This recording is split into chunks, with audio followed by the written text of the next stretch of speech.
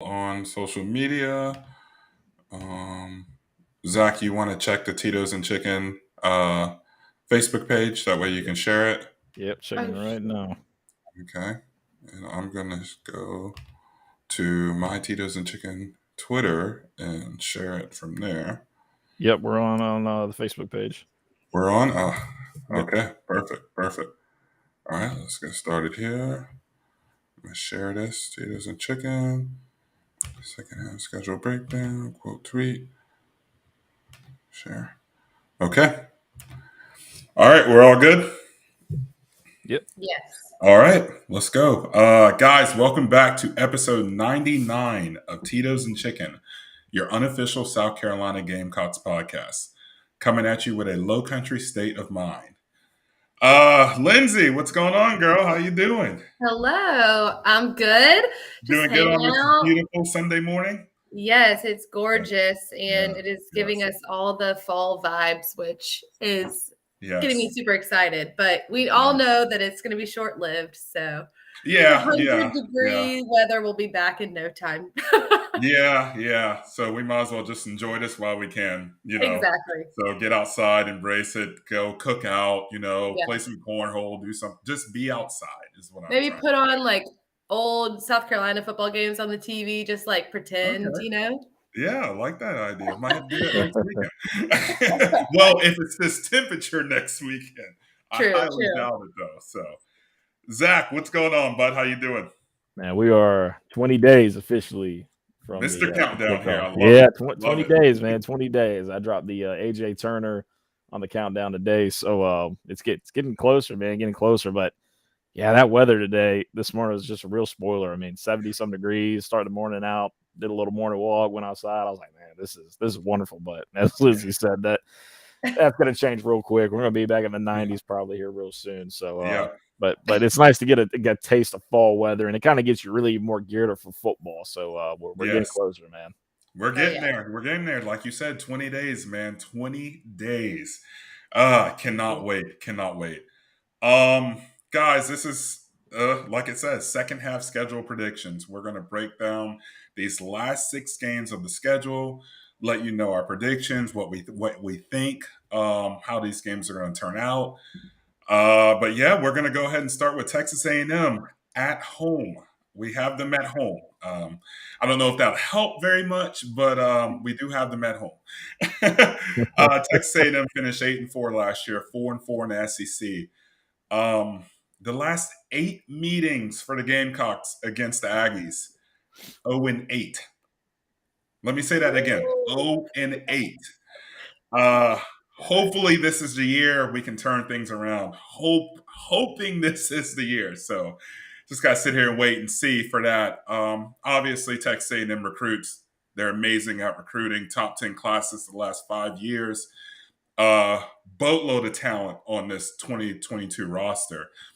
Um, and there's a lot of hype around Texas A&M this year. I've seen some 10-2s, finishing right behind Alabama in the West. Going to be a solid team on paper. On paper. But, so, Lindsay, this matchup, what are you thinking we got here? Yeah. I'm excited for this one. This is the game that we're going to this year. So I'll Okay. be in attendance. So I'll see There you y'all go. there. Yeah. But anyways, I'm super excited. Like you said, our track record against these folks is not good at all. They've basically owned us since the beginning, and they have. Um, last 2014. I mean, it's so awful. But last year, we know how that went. That was abysmal and painful to watch. I think we had like a watch party at our house, my house. Remember Yeah, that, Evan? And we it was did. miserable. Yeah. Yeah. I So don't bring that up, please. I know. I know. So, anyways, I mean, I think the biggest takeaway from last year to this year, I mean, our floundering offense last year, I mean, I think we had like 10 total yards. I mean, it was something ridiculous. Like we just Yeah. played horribly. my biggest takeaway there is like obviously our offense is going to be hopefully significantly different than that Yeah. production last year. I mean, look at who we have at quarterback. Our wide receivers are stacked. I think those were areas last year, especially in that A&M game, that we were severely lacking in. It Okay. was kind Yeah. of like throwing everybody together, hoping for the best. So I feel like that will benefit us. Obviously, we're going to have to establish the run early against this team. If we can't do that, I mean, it doesn't matter how great our quarterback and our wide receivers are. If we can't run the ball, it's going to be a Gonna be long trouble. day. Yeah. Yeah. Great. Like you said, the media is super hype on A&M. I feel like they always are. They kind of want A&M to emerge and like are wanting for them to be contending with Alabama and the like. I don't know. I mean, like you said, on paper, they are who they say they are. Yeah. But I just feel like developmentally, like, I don't know, Jimbo Fisher, there's a disconnect in some way for me. I'm not bought into like him being, the end all be all coach there. But nonetheless, as far as my prediction here to wrap up, we do have a bye week before. I Yeah. think that We helps. do. That should help. That should help with preparation. I think it'll be close. I know that maybe Oh, that's a wow. wild take, but I think it Yeah. will be closer than maybe some anticipate.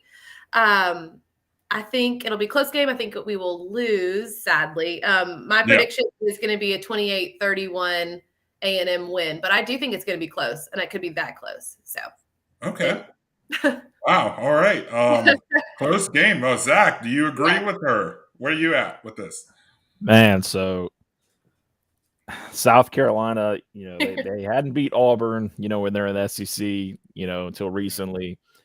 And I feel like the energy is going to be high in Columbia after the win against Kentucky up there in Lexington. Coming Yeah. off a bye week, I think Beamer's going to have these guys mentally ready, prepared. And I think South Carolina is finally going to beat A&M. And Wow. I know. But Wow. something in me just tells me that it's good. And I have some losses that are on the schedule coming that we're going to talk about that are Yeah. going to make some folks mad. But I think South Carolina is going to do it. And I'm going to tell you this: A&M, they did lose some key players last year. Isaiah Spiller being the biggest one, of course. They lost Watermeyer, their tight end, and their defensive line. I think they lost a couple of guys there, but they did bring in some great talent off, I think, in the number 2 player in the country with Nolan, I think his name was. And then they have some great returning talent as well, but it's a very young defensive line. Coming into midseason, will they be ready for South Carolina, depending on how, our running game looks and everything else looks? Lindsay had a great point. If we don't get a running game established, my opinion ain't going to matter. That game is probably not going to be close at all, and A&M should run away with it. But the biggest thing, too, also is A&M's quarterback play. What do they really have there? That's one of my biggest questions too. No, their main guy transferred, didn't he? He did. The Calzada moved out. Calzada's gone. Haynes King, the guy that hurt his leg, remember? He was their starter. I think he's coming back. And I think they have Max Johnson too. Yep. From LSU. LSU. Yeah. But yeah, I agree with you there. I mean, none have played, much. Yeah. So I get there's hype behind A&M, and it's just one of those teams that is going to have hype every year in and a year out. Yeah. And like I said, everybody wants A&M to be a top school in the media. So, I get that. Yeah. But I think South Carolina is going to finally do it, man. And I'm going to give you a score of 35-27. South Carolina. Something about it. I don't know what it is. In 2010 when South Carolina played Alabama, something about that game, even before the season started, getting into the season a couple of games in, I felt good about that game. And then we saw all how that progressed. And I'm not comparing the two teams by any means, but it's just a feeling that I'm having. And I feel like South Carolina can do it. They're going to get their first win against A&M in the SEC. So the last time we felt this optimistic about a Texas A&M South Carolina matchup was 2014 when I think y'all remember this game when Kenny Trill came to town. Oh, the SEC network beat us 52 to what, 24? I believe that score was. So wow.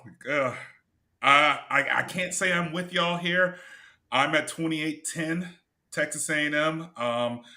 The run, there's just something I just don't see us really being productive on that front. with the run game against Texas A&M. Yes, they are young. I agree, but it's still Texas A&M, you know. Yeah. So yeah, I'm at 28-10 there. I can't agree with y'all on that one. But hey, you never know. We're probably catching them at the right time. They do have a lot of changeover going on. So like I said, just gonna have to wait and see. So let's move on to Missouri. Missouri's what was that? Missouri 6-7. Sorry, last year 3-5 in the SEC. Uh, the last three meetings we have not beat Missouri. I looked that up and I was just like, wait, what? Things Yeah. are In beginning to three, I flow. mean, but I don't know. I don't know. That kind of caught me off guard there. Lost two of their most productive players. Their quarterback, who transferred to Indiana, and running back Beatty got drafted. Uh, they finished 15th in recruiting last season. So I mean, they're bringing in some players, but I mean, it's still Missouri, you know. So Zach, where are you at with this matchup here, man? I think South Carolina should. I hate to say trample Missouri, but it depends on how they respond after A&M. If they're high on that win still, or if they get too high on themselves on that win. We all know how South Carolina football can be. Yeah. So playing down to an opponent, that does happen. And with Missouri, they lost a lot of guys. I mean, obviously Beatty and their quarterback, and the quarterback they're bringing in that won the starting job, I think, was Tyler Cook. And the guy doesn't have much behind him. He's a 300-yard guy so far with it, as far as what he's done. Yeah. Really not returning a lot for Missouri. I mean, the biggest thing is that the class they got is strong, but the headliner is Luther Burden. And with Luther, the guy from St. Louis, Missouri, which is my dad's side of the family, so they built some dogs out there. So that's the guy that really highlighted that whole class. I mean, it was the highest class in Missouri history and Was that the whatnot. But wide receiver you're bringing up? yeah, that's the Okay. wide Yeah. receiver. Yep. And so he's going to be an automatic starter. I mean, day one he's going to start from Missouri, and it just depends how much production can they get with him and then everybody else. And I just think that with what Missouri lost, not even just on offense, but on the defense as well, they lost one of their leading linebackers. They lost the DB, a good one, and they lost Steve Wilkes, but the defensive coordinator that was Carolina Panthers at one point. They lost him after a season in Missouri. So there's a lot of moving parts there that I don't know if they're going to be particularly ready. And I think Missouri is going to struggle this season. And I think South Carolina is going to take them down at home. Finally beat them. I mean, losing to Missouri is just ridiculous. They need to. I hate that they're in the SEC. To be honest, to this day, I still don't think they belong. But no, I got South Carolina rolling in this one. I got them a 38-20 win over Missouri. Yeah. Okay. Lindsay, what about you? What you got? Yeah, no, I agree. The 3 losses to Mizzou is wild. I looked it up too, and I was like baffled by that. Yeah. God. It's just so frustrating. Like, I don't know, something about Mizzou just annoys me so much. Like, I don't know why. I don't know. I feel like Eli Drinkwitz, like in his one-liners, like he thinks he's so like swaggy and like he's not. Yeah. I don't know. He bothers me. Big nerd. Like he's such a nerd. Yeah. Okay. So, anyways, besides the point, but I mean, this is a team we should beat every year. I mean, this is just ridiculous. Like Zach said, I don't really understand why they're in the SEC either. But nonetheless, like y'all all mentioned, they've lost a lot of key players. I mean, Beatty ran all over us, and that obviously will change this year. Defensive line has to step up, stop the run, which I think they can with him being gone. I think our offense has a good day against this defense that has lost a lot. And I think, like y'all said, it could be a blowout. Like, I really think that I think it's going to be a win, one that could be pretty big. My score prediction was 31-17. So I think it'll be a good day in Columbia, South Carolina, against these guys. Okay, so we do finally agree on a game. I have this chalked up as a win as well. My score is a little closer than y'all's. I'm at 28-24 South Carolina.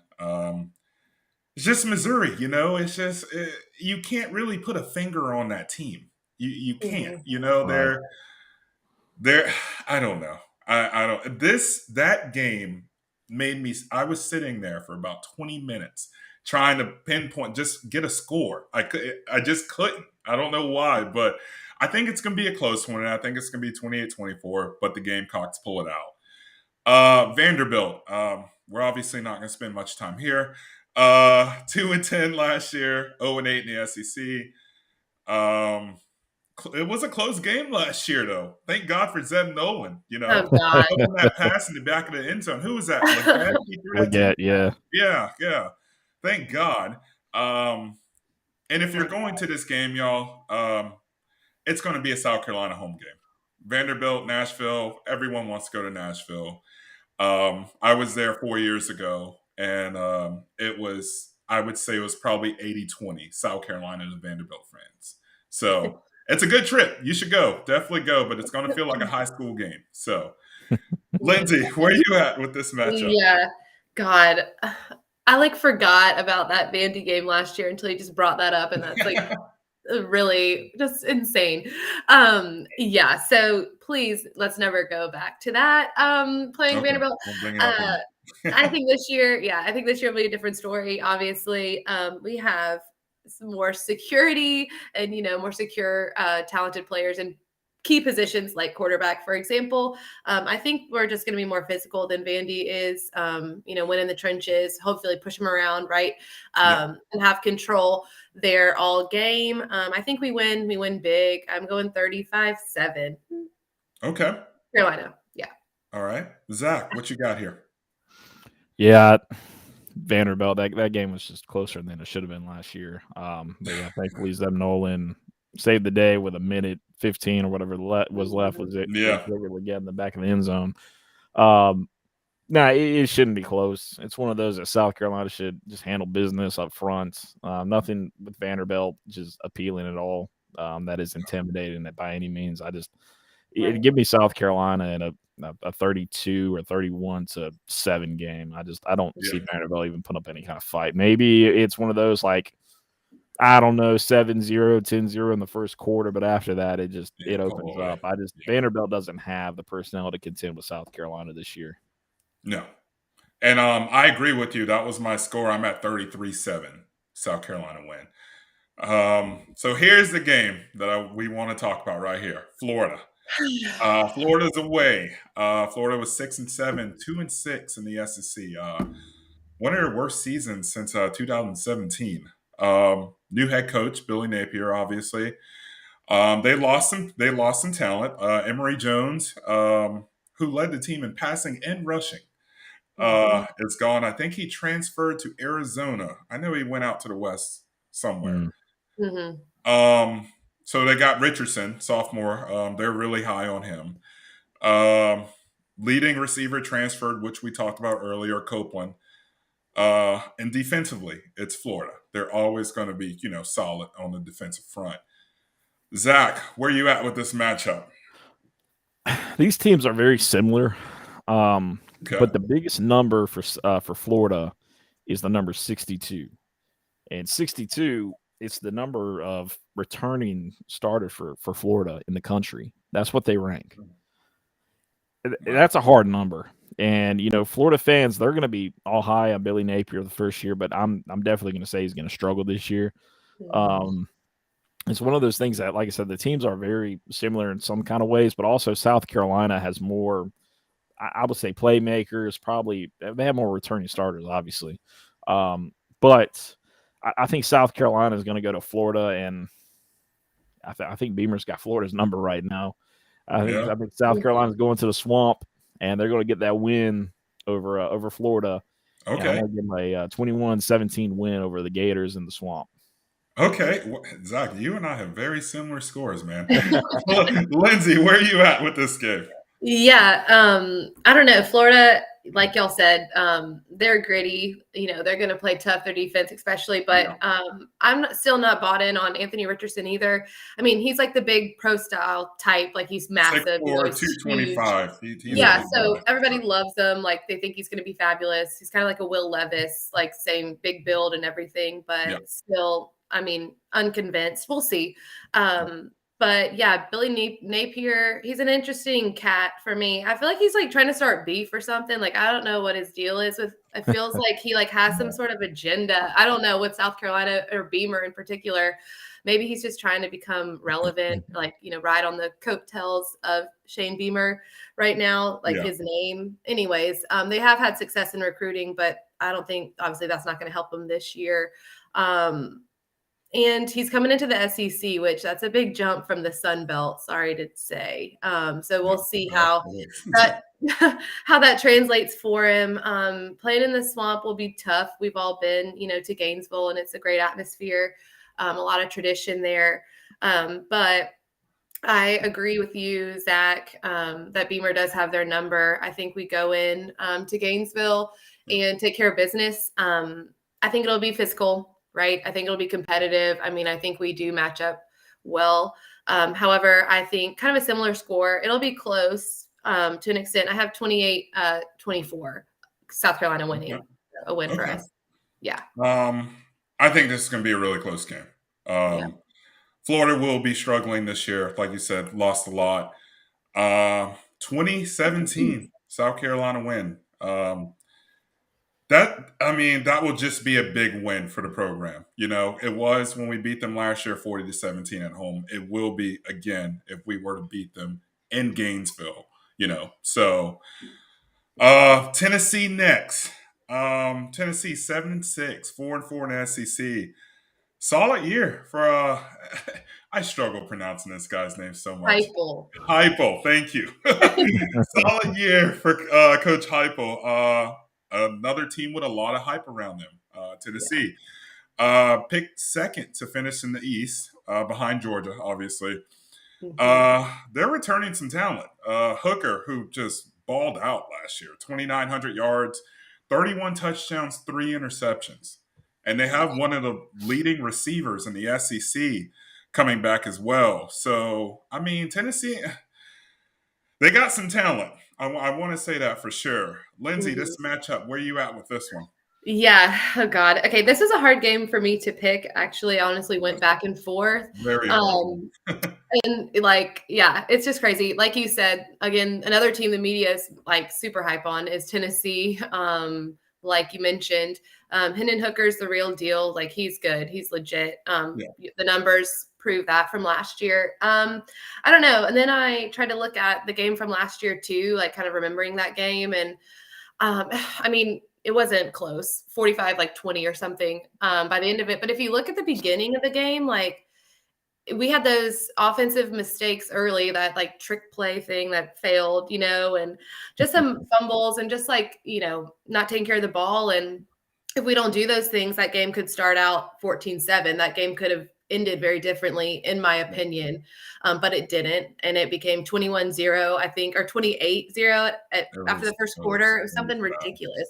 Yeah. And so obviously you can't climb back from that. So the good news is we have a different team, than last year's team. But UT does have that explosive, fast-paced offense. They're going to, run and gun, throw the ball nonstop. So that's going to be key to shut that down.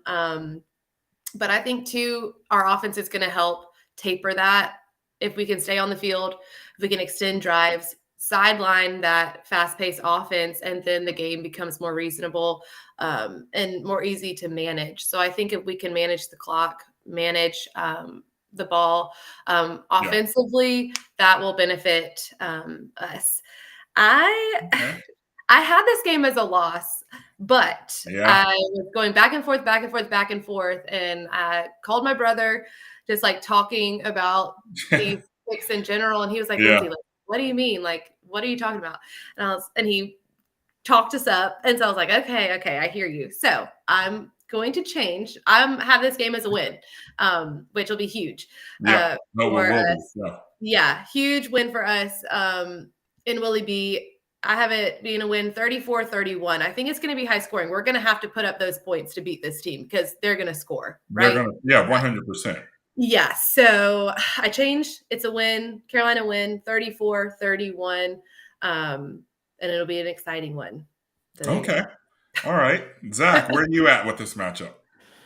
Yeah, kind of like Lindsay. I was back and forth on this one. Mhm. Tennessee's offense is just ridiculous. I mean, Hendon Hooker. I mean, Yeah, just under 3,000 yard season last year. I mean, they did solid. lose a couple guys to the NFL. A couple wide receivers, but they did bring back Cedric Tillman, who was 1,000-yard receiver, and actually I think it's the only 1,000-yard receiver that South Carolina is going to face for the prior Wow. season. So um, you look at all that, and Tennessee's offense is just it's strong. I mean, they've got a really good running game between Jabari Small that returns about 800 yards season last year, and then they also brought in Lynn J. Dixon that I believe was up at Clemson, if I'm not mistaken, who's a pretty Mhm. solid running back as well. Okay.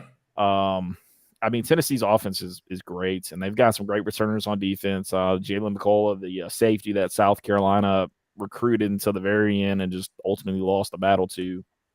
Yeah. The guy that South Carolina was big on getting comes back, and he had 4 interceptions last year. Just a very good safety. But like I said, their wide receiver talent is strong. Their running back strong. I think in this one, I've got Tennessee actually taking the win. I think Tennessee's going to outlast South Carolina in this one, just off of returning starters, personnel that they've got. I mean, they've got a really good defense as well. There are some question marks on that team, but I think Tennessee is going to take down South Carolina by a score of 35-27 or 35-28 on this one. It's going to be close. I think that Tennessee just going to have a little bit more to them this season for South Carolina to handle. Yeah. Okay. Like y'all went back and forth with this game. There's actually, excuse me, an asterisk on this game that I have on my paper because I was just like, this is a very tough one to pick. But the deciding factor to me was it's going to be a home game for us. And this more than likely will be a night game. Right. And y'all know how Williams-Brice is at night. So that's what ultimately made me decide with the Carolina win. Very close game, like y'all scores are. I'm at 33-30 South Carolina with this matchup. These swing games we have, Tennessee, Kentucky, Florida, I mean, they're going to determine our season 100%. Oh, yeah. So I think we go 3-0 in our swing games, which is crazy for me to say that because usually you're going to pick a loss between one of those. But I think we go 3-0 in those 3 games. So, all right, here we go. Let's talk about Clemson. Okay, Clemson, rah, rah, rah. All right, whatever. 10-3 last season, 6-2 in the ACC. Took advantage of a weak ACC schedule. Their 3 losses were to solid teams: UGA, Pitt, and NC State. The 3 only good teams on their schedule. Yes, everyone knows we're 0-8 against Clemson in the last 8 meetings. Top 10 recruiting class the last 5 years. They're obviously bringing in talent. Quarterback battle, though. Zach, what's your thoughts on this quarterback battle and the matchup we have here? The quarterback battle is something that as all the hype around DJ, all the hype, man. I mean, they're talking about he's going to be better than possibly better than Trevor Lawrence, possibly better than Deshaun Watson. I mean, that hype was absolutely ridiculous. The man seals an NIL deal with Bojangles to start the season out. It almost reminded me when Jamarcus Russell, man, got on that sponsorship after he got into the NFL and started eating out there in Oakland like he did with In-N-Out or wherever he was Jamarcus Russell, wow. Jamarcus Russell. What a name drop for today. Yeah. You didn't think you'd hear that on this podcast. Yeah. To the listeners. But no, so, put on all this weight. DJ was rather big last year, and he did tone down a little bit. But his mechanics just aren't there, man. I'm not buying into him. And I'm telling you what, it's not even just me. I mean, I talk to Clemson fans that are know more about the game than most, and they're not strong bias or anything like that. And they also agree that the mechanics really have not been there for DJ, and they are concerned. And it may not just be a DJ thing. It may be just with the coaching at Clemson right now as far as getting their guys ready. I mean, Cade might not be ready to step in the spotlight if it comes down to it. I don't know. I mean, his pocket presence looks poor. He could throw the ball. There's no disputing that. But kind of going forward, I don't know. I mean, could DJ hold the spot? Potentially. It just depends on how everybody else is going to step up on that offense. And, that wide receiver group is not impressive by any means. Justin Ross. No, it's not. They lost Ross too, didn't they? Yeah, exactly. But Ross was your guy. Like, that was your star. Yeah. despite all the injuries and whatnot. And I'm just not buying into Clemson's offense right now, or their wide receivers at least. Now the running backs, they have a great group of guys. Will Shipley, Pace and Kobe Hayes. Shipley. Yeah, I mean those are Yeah. great guys. Mhm. Uh, and then they're strong in that group, but I don't know. That wide receiver group does not look good, man. Yeah. It's not intimidating by any means. You don't have that number one guy. Could they find a number one guy? They could, but I don't know if they will. Yeah. So looking at their defense, I mean, they lost a lot of guys. Their defensive line is stacked, obviously, Mhm. but if you can get past the defensive line, they lost Skowski, which was a hell of a leader for Clemson. I mean, that Yeah. was their guy. You lose a leader like him, it's going to cause a problem. I don't care who you are.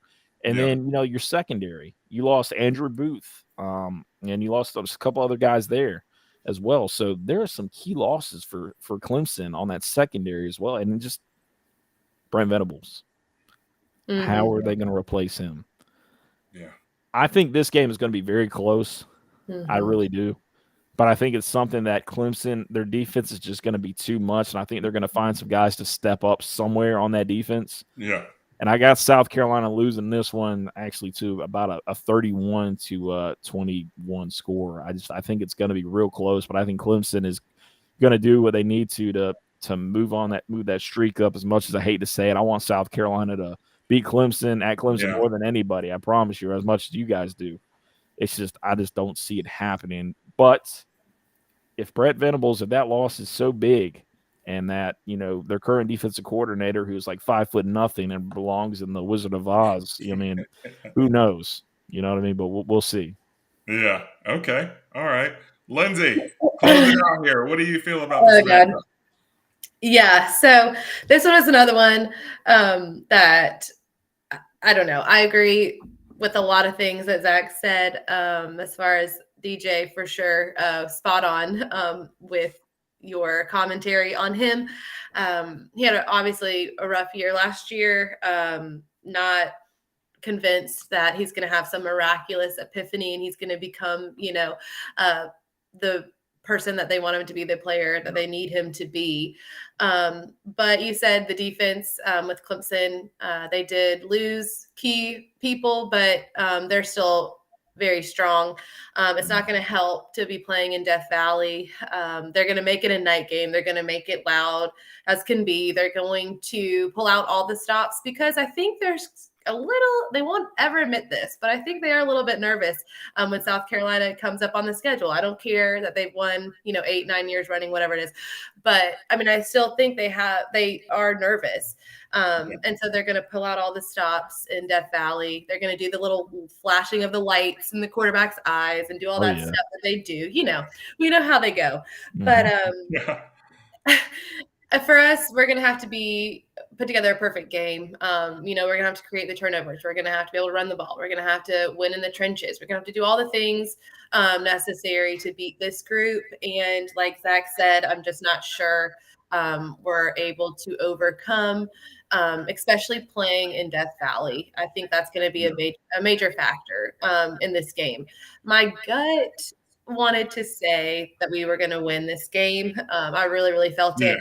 Kind of a bold prediction here, but I think you think about it a little bit logically, and I think it'll be close. I think it'll be a fun game to watch. I think it will continue to be a fun matchup as we watch it progress under Beamer. But I have a loss here, 28-23, so close, but a loss against Clemson. Okay. I'm at 37-23. And that can change. That can clearly change. I just don't know what we have this year. Obviously new quarterback. I just don't know what we have. That's why that score is so high. Mm-hmm. But it's Clemson. They've been top recruit. They've had the top recruiting class, not the top, but top 10, excuse me, for the last 5 years. So they have studs there. That's for sure. But there's a lot of uncertainties with them, like the quarterback play. Like Zach mentioned, I would say the only really solid position on that team is the running backs offensively. They're going to struggle with wide receiver play because Ross isn't there anymore. I mean, I can't even tell you who's there. I can't even list a wide receiver on their depth chart other than Ross, if you want to be honest. So yeah, I'm still at that's like I said, that score could change, but as of right now, I'm at 37-23 with a loss to Clemson. I think we're all at 4-2 these 6 games. Okay, Yeah. so that puts us at 8-4 on the season. Yep. I could see 7-5. I could definitely see 7-5. Yeah. But with just what we have this year coming, I can see us winning 8 games. I really can. Yeah. Are y'all 3-0 in the swing games as well? Kentucky, Florida, Tennessee? Nah, No, no. no, no. You're okay. You're Yeah. 2-1. Yeah, you're Yeah, the I'm one. two. I'm 2-1 with swing games. Like I said, big upset against the Aggies, man. It's coming. They're not ready for it. And I hope they put that game on the SEC network so we can give them that taste of what they've been waiting for. Pop them in the mouth, man. I'm ready. I'm so sick of the Aggies, man. I'm so sick of that. Then they dress up. They play dress up and do the yell chant and all that other nonsense. Get out of here. Yeah. Oh God. Like, what are we doing? Like, what are we doing, really? Like that. Oh, God. 20 days, Zach. Like you said, 20 days, y'all. We are almost there. The countdown is Almost moving. there. Guys, thank you so much for tuning in to episode 99 of Tito's and Chicken. We will be back in 2 weeks for our Georgia State breakdown. I cannot wait for that. On that note, go Cox.